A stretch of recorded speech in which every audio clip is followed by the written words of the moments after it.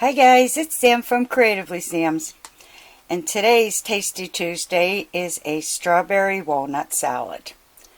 I don't have this very often because it is a little on the sweet side, but it is really good, super easy to make, and can really get rid of that sweet tooth that you've got. If you want to see how I made this, stay tuned. It's coming up next. Well, this is just another attempt in my quest to find something that I can eat that's healthy for me and that will keep my sugar numbers down as well as my weight. And speaking of weight, since I went on this diet 100%, watching everything that I eat, I have lost an additional 7 pounds. What I'm putting this in this salad is lettuce or lettuce mix.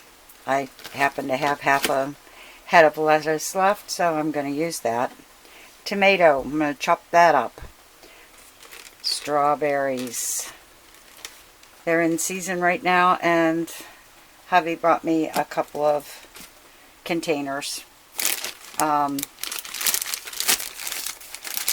California shelled walnuts. I'll be chopping them up, not too tiny.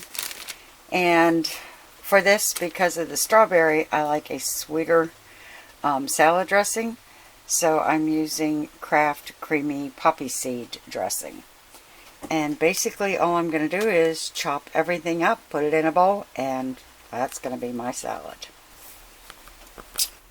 Well, I've got my lettuce all cut up and my strawberries are quartered. There's the walnuts. There's tomatoes.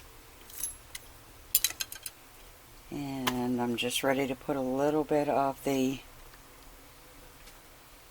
poppy seed dressing on it. And lunch is ready. And this, because of the strawberries and the poppy seed dressing, this really cuts the craving for something sweet.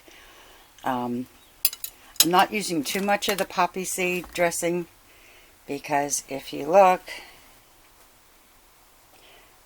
the sugar is 8 grams for 2 tablespoons.